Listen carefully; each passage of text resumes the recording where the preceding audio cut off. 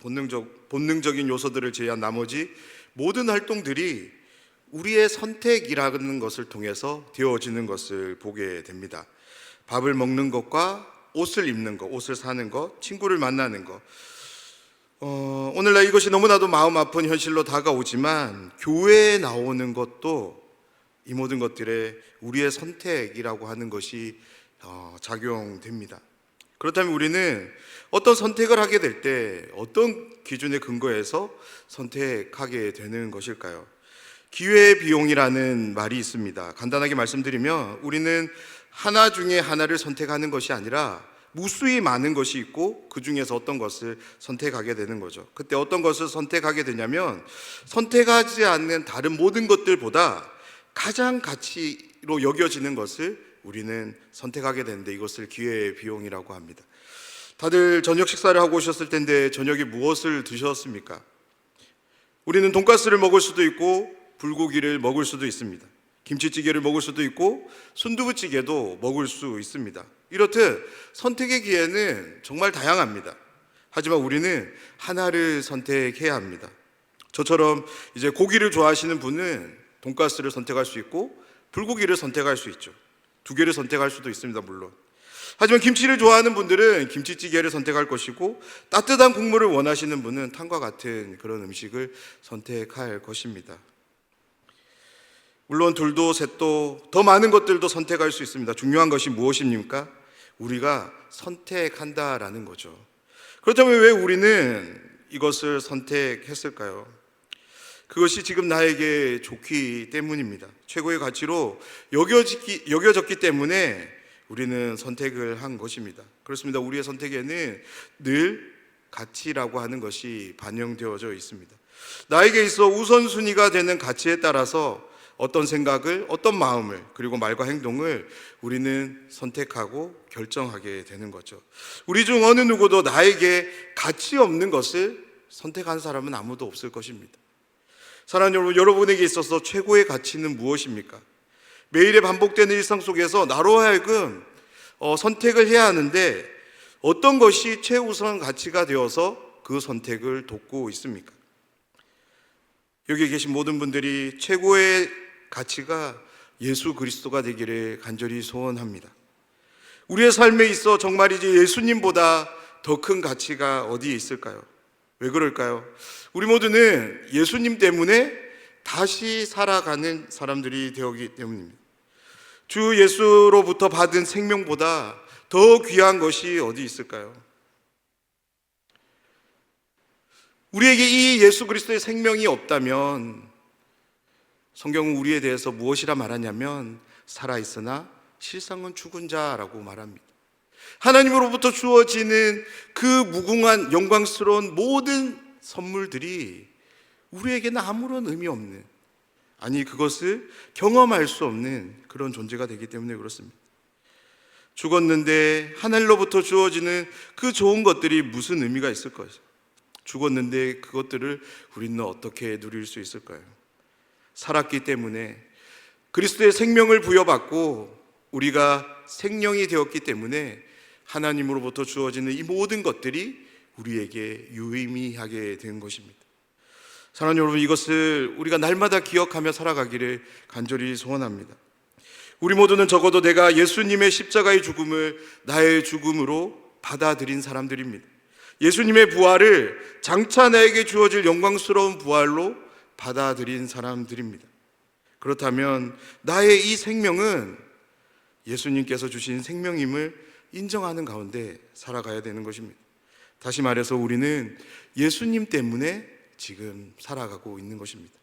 동의하시나요? 우리는 영생하면 죽어서 가게 되는 하나님 나라, 그곳에서의 생활을 생각하기 쉬운데요, 결코 그렇지 않습니다. 성경이 특별히 예수님이 우리에게 선물로 주시는 이 영생은 이중적인 의미를 가집니다. 장차 가게 될 하나님 나라에서의 영원한 삶을 의미합니다. 동시에 지금 이 땅에서 하나님의 통치와 다스림을 받는 것, 질적으로 전혀 차원이 다른 그런 삶을 살아가게 되는 것, 이 두 가지를 성경은 우리에게 영생이라고 소개합니다. 예수님 때문에 누군가를 섬기며 희생하는 삶이 바로 영생의 삶입니다. 누군가의 아픔을 내 아픔으로 끌어안고 기도하는 것이 그러하고요. 지금 수요일 저녁 이곳에 나와서 예배하는 것, 이건 역시도 영생으로 우리에게 주어지는 삶인 줄 믿습니다. 그런 점에서 우리의 최고의 가치가 예수 그리스도가 된다면 자연스럽게 그분이 우리에게 주신 생명, 이 영원한 생명 또한 최고의 가치로 다가오게 될 줄 믿습니다. 영생이 우리에게 최고의 가치임을 믿으십니까? 그렇다면 이 영생을 우리에게 주신 예수님, 그분을 우리의 삶의 최고의 가치로 인정하며 우리는 살아가야 될 것입니다. 우리가 어떤 선택을 할 때, 어떤 결정을 하게 될 때 누구를 생각해야 될까요? 예수님을 생각해야 되는 거죠. 그렇다면 우리는 오늘 마가가 소개하는 한 부자 청년을 이전보다 조금은 더 가깝게 만날 수 있을 것 같습니다. 왜냐하면 이 청년 역시 영생을 얻기 위해 예수님을 찾아왔기 때문입니다. 우리 17절 말씀을 보면 예수께서 길에 나가실새 한 사람이 달려와서 꿇어 앉아 묻자오되 선한 선생님이여 내가 무엇을 하여야 영생을 얻으리이까? 오늘 이야기의 주인공이 되는 부자 청년은 어릴 적부터 부모로부터 율법 교육을 받으며 자라났습니다. 제 생각에는 그는 참 생명, 영원한 생명을 누린다고 하기에는 무언가 부족함을 느꼈고 그것이 그에게 큰 고민, 걱정거리가 되었던 것 같습니다. 무결한 도덕성을 가졌음에도 주변 사람들이 부러워할 만한 그런 넉넉한 소유를 가졌음에도 문제를 해결하지 못한 그에게 복음이 들려졌는데요. 그것이 무엇이었냐면 예수님에 대한 소문이었습니다. 귀신을 내어 쫓으시며 병자들을 고치시는, 무엇보다 권위 있는 가르침으로 하나님의 말씀을 가르치시는 예수님에 대한 소문을 듣고 이 청년에게는 나도 예수님을 만나면 내가 지금 안고 있는 해결되지 못한 이 문제를 해결받을 수 있지 않을까라는 그런 기대가 생겼던 것 같습니다. 때마침 자신이 있던 마을에 예수님이 오셨습니다. 그 소문을 듣고 예수님이 어디 계신지를 이 청년은 한참이나 찾았을 것입니다. 그때 청년의 두 눈에 어린 아이들을 안으시고 축복하신 후 길을 떠나시는 예수님의 모습이 보였습니다. 예수님을 놓칠세라 이 청년은 한 걸음에 뛰어가 예수님을 따라잡고 곧장 예수님 앞에 무릎 꿇어 앉습니다.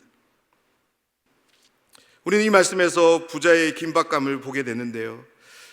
영생의 이 문제를 해결하고 싶었던 이 청년의 다급함이 이 모습을 통해서, 이 묘사를 통해서 우리는 볼 수 있는 거죠.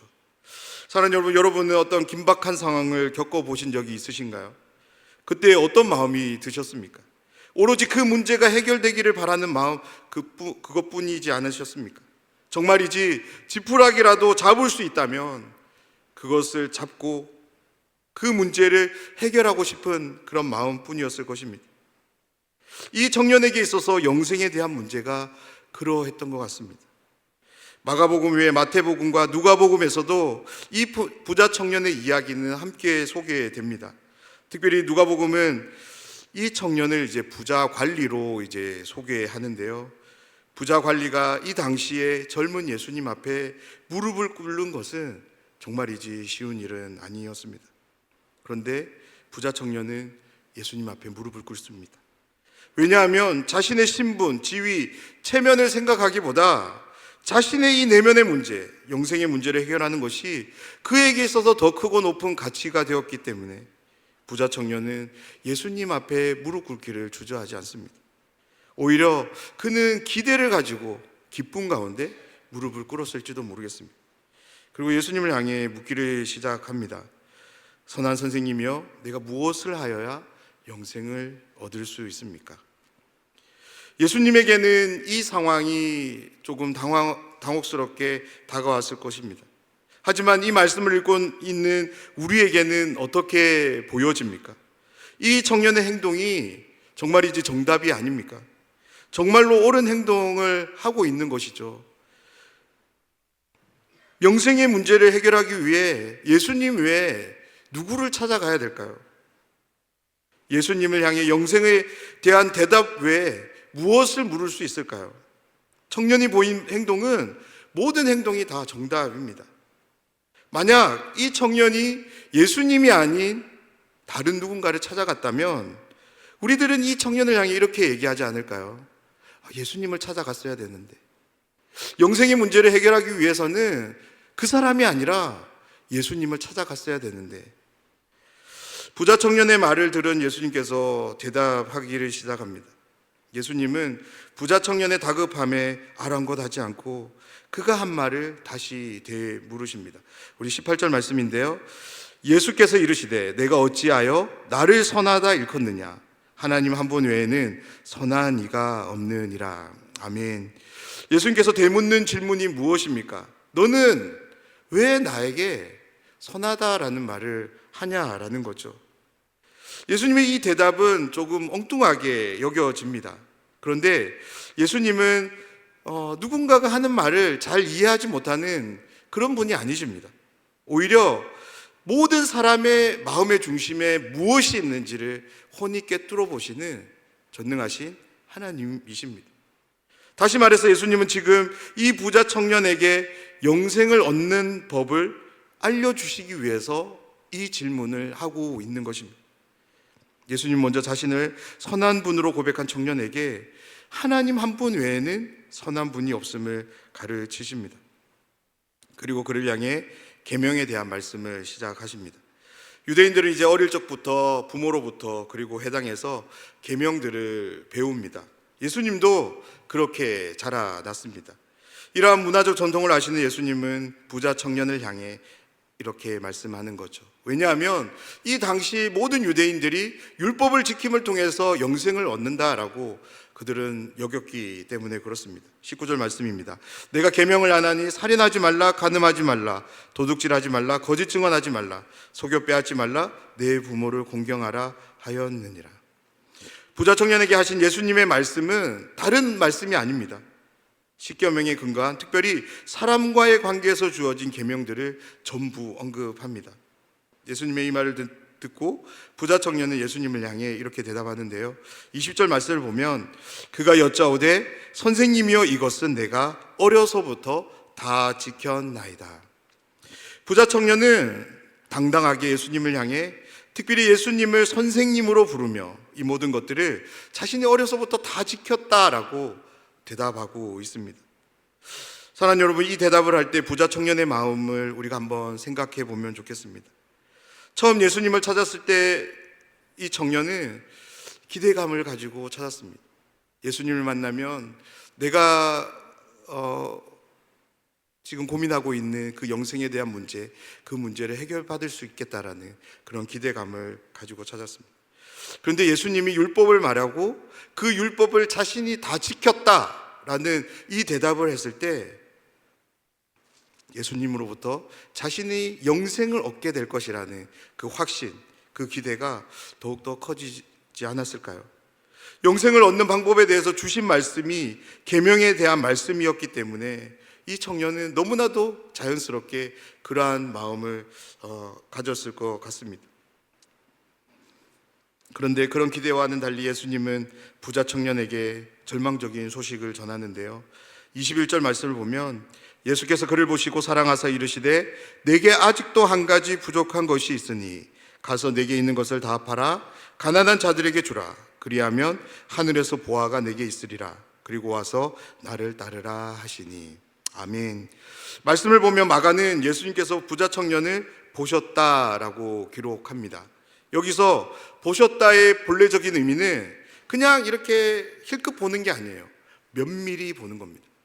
주목해서 관찰하는 것을 의미합니다. 뚜렷이 쳐다보는 거죠.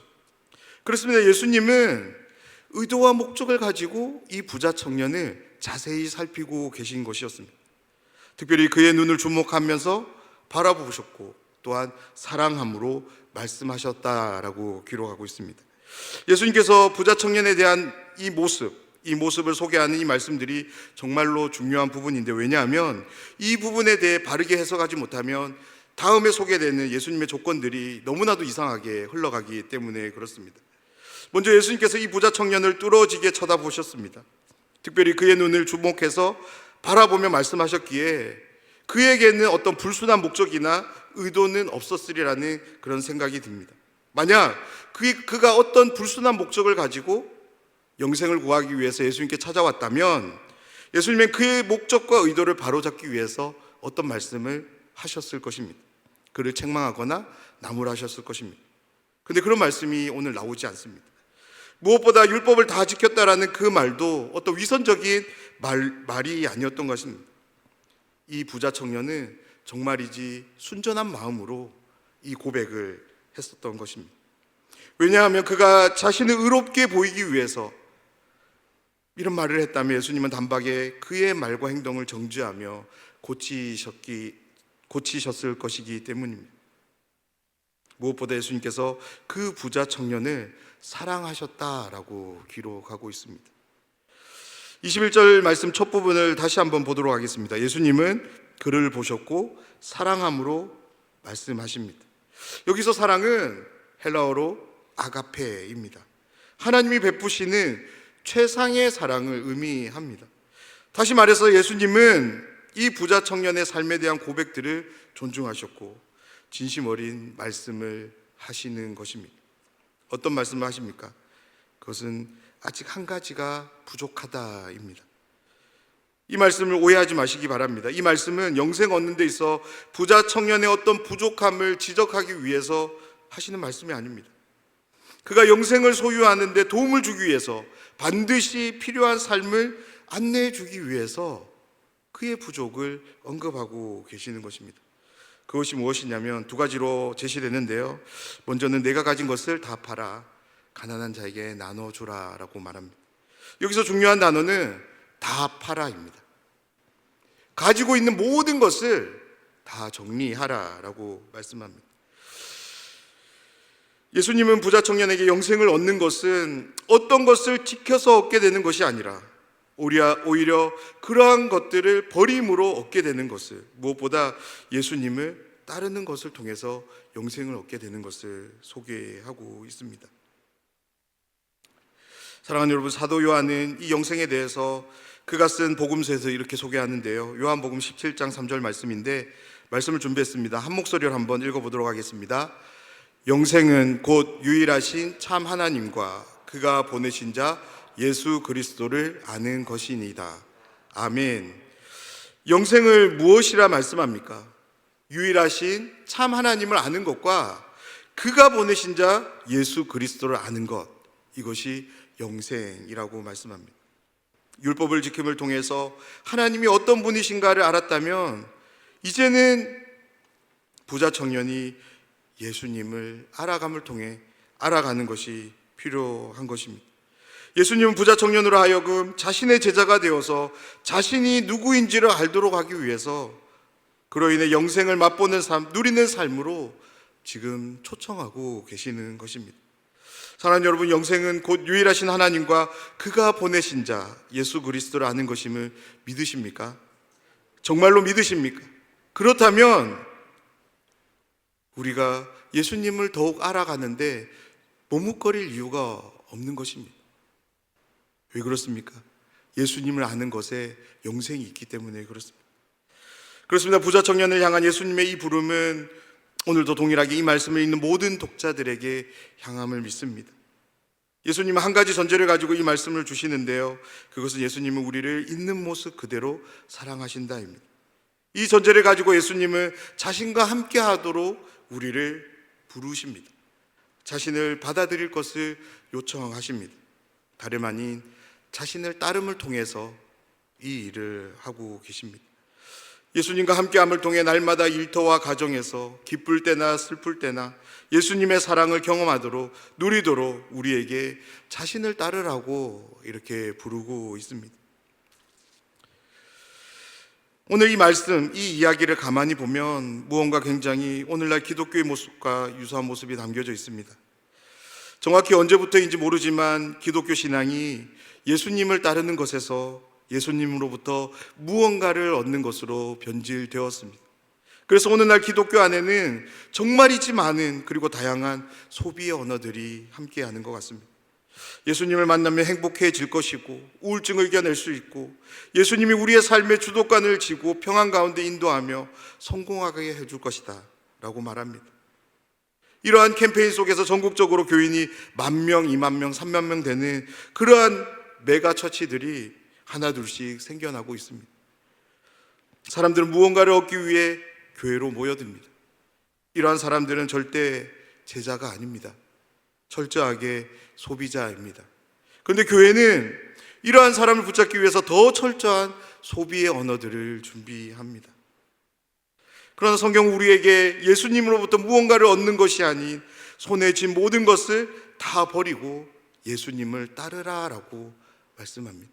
복음서를 통해서 예수님의 제자들이 어떻게 예수님을 따랐는지를 우리가 한번 살펴보시기를 바랍니다.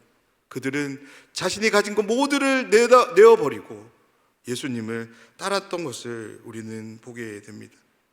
또한 예수님이 언제나 우리의 기대에 부응해 주는 분이 아니라고 성경은 우리에게 말씀합니다. 우리가 요구하는 것, 우리가 필요하다고 생각하는 것을 언제나 주는 분은 아니라는 거죠. 대신에 무엇을 말씀하냐면 우리에게 무엇이 필요한지를 알고 채워주시는 분이라고 소개하고 있습니다. 이것이 무슨 의미일까요? 예수님은 우리와 참 인격적 관계를 맺고 싶어 하신다라는 거죠. 우리가 예수님을 무언가 얻기 위해 믿는다면 그것은 인격적 관계가 아니라 종교적인 관계입니다. 그렇습니다. 우리가 예수님으로부터 무언가를 얻기 위해 예수님을 찾는다면 우리는 결코 예수님으로부터 어떤 것도 얻을 수 없습니다. 또한 예수님이 주시고자 하는 것도 받을 수 없습니다. 오늘 말씀에 나온 부자 청년처럼 아무것도 받지 못하게 될 것입니다. 사랑하는 여러분, 이 부자 청년을 사랑하신 예수님은 동일하게 저와 여러분 우리 모두를 사랑합니다. 그래서 우리의 삶을 깊이 들여다보십니다. 더욱더 깊이 들여다보시기 위해서 성령 하나님을 통해서 우리의 마음의 중심에 함께하고 계십니다. 구원받은 하나님의 자녀로서 합당한 삶을 살아가는 데 필요한 모든 것들을 제공하시기 위해서 하나님이 우리와 함께 하십니다. 모든 사람들에게 똑같은 말씀으로 감동을 주시지는 않지만 똑같은 일을 하십니다. 예수님을 사랑하는 우리 각자에게 고유한 것이 무엇인지를 아십니다. 정확하게 무엇이 잘못되었는지, 왜 잘못되었는지를 이해하시는 분이십니다. 그리고 우리의 삶에 스며든 이 모든 문제들이 무엇인지, 어떻게 잘못되었는지를 완전하게 진단한 후 자비와 사랑을 베푸셔서 말씀을 통해 우리를 구원해 주십니다. 예수님의 사랑은 우리의 삶에서 잠든 부분들을 깨웁니다. 그래서 우리로 하여금 영원한 생명의 찬란함과 영광스러움과 기쁨을 마주하게 하시는 거죠. 믿으십니까? 저는 이 문구를 준비하면서 좀 가슴 벅참을 경험했는데요. 그렇지 않을까요? 창조주이신 하나님께서 아들이신 예수님을 통해 우리에게 무언가를 주실 때 그것이 어떤 사람이 만든 그런 것들일까요? 명령만으로 온 우주 만물을 창조하신 하나님께서 예수님을 통해 보이시는 것들은 창조의 산물일 것입니다. 그것들은 우리의 일상 속에서 단 한 차례도 경험하지 못한, 상상조차 하지 못한 그런 경이로운 일, 그런 물건들이 우리에게 주어지게 될 것입니다. 그런데 이러한 영광스러움은 고통이나 어려움, 시름이나 근심 없이 이루어지지 않습니다. 그렇다면 왜 이 영광스러움을 누리기 위해서 이런 어려움들이 필요한 걸까요? 왜 여러 근심이 함께하는 것일까요? 그것은 바로 예수님을 따름에 이러한 수고가 함께하기 때문입니다. 22절 말씀인데요, 그 사람은 재물이 많은 거로 이 말씀으로 인하여 슬픈 기색을 띠고 근심하며 가니라. 이 이야기는 기대의 참 만남으로 시작해서 실망스러운 떠남으로 끝을 맺습니다.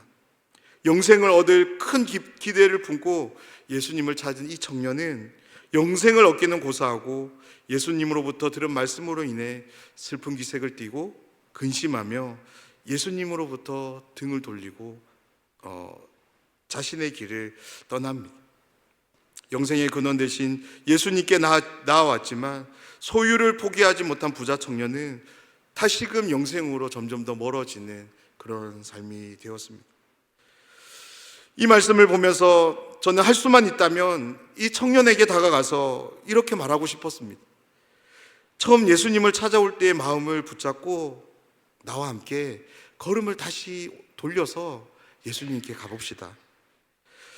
당신은 관리지만 예수님으로부터 영생을 얻을 수 있을 것이라는 기대 때문에 무릎까지도 꿇지 않았냐고. 다시 돌아가 봤자 당신이 지금껏 답답했던 삶밖에 없을 텐데 다시 나와 함께 예수님께로 가서 예수님으로부터 말씀을 들어봅시다. 이렇게 말할 것 같습니다. 영생을 갈구하는 사람이 영생의 근원이신 예수님께 나오는 것을 우리가 확률로 한번 따져보면 몇 프로의 확률일까요? 저는요 0%라고 생각합니다. 이것은 정말이지 있을 수 없는 일이 아닙니까? 기적과도 같은 일인 거죠. 아니, 하나님이 부르셔야지만 이런 만남이 이루어지지 않을까요? 이 기적과도 같은 일이 부자 청년에게 펼쳐졌지만 부자 청년의 선택이 무엇이냐면 답답하고 해결되지 않는 목마른 삶을 선택합니다. 사랑하는 여러분, 이 부자 청년이 어떻게 다가오십니까? 저는 개인적으로 너무나도 안타깝게 다가옵니다. 영생의 주님을 바로 앞에 두고 그 주님께서 직접 손을 내밀었음에도 불구하고 그 손을 잡지 않은 이 청년을 보면서 혹시나 나의 삶에도 이런 어리석은 행동이 반복되고 있지는 않는가 돌아보고 앞으로는 나의 삶에 이런 모습은 있어서는 안 되겠다라는 그런 다짐을 하면서 기도를 다짐했습니다.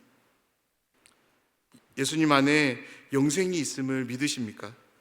오늘 이 고백을 끝까지 붙잡는 우리 모두가 되면 좋겠습니다. 영혼은 언제나 현재를 통해 우리에게 다가옵니다. 지금 예수님과 함께하고 있습니까? 지금 예수님을 따르고 계십니까? 지금 함께하는 이 함께함을 통해, 지금 따르고 있는 이 따름을 통해 영혼에서도 우리는 주님과 함께하며 주님을 따르게 될 것입니다. 예수님을 통해 주어지는 영생은 결코 먼 미래를 위해 우리에게 주어진 그런 약속이 아닙니다. 지금 오늘이라고 하는 이 시간을 살아갈 수 있도록, 무엇보다 하나님의 구원받은 백성으로, 하나님의 신실한 자녀로 살아갈 수 있도록 하나님이 우리에게 주신 선물임을 믿습니다. 참되신 하나님을 더욱 알아가며 예수님을 알아가는데 더욱 힘쓰는, 무엇보다 예수님을 따름이 우리의 모든 시간과 상황 속에서 최고의 가치가 되길 간절히 소원합니다. 영생은 곧 유일하신 참 하나님과 그가 보내신 자 예수 그리스도를 아는 것이니이다. 아멘. 이 믿음을 참되게 고백하며 이 믿음을 우리의 삶의 원동력으로 삼아 날마다 예수님을 따르며 그로 인해 날마다 영생을 맛보아 아는 삶을 살아가는 모든 분들이 되시기를 주님의 이름으로 축원합니다.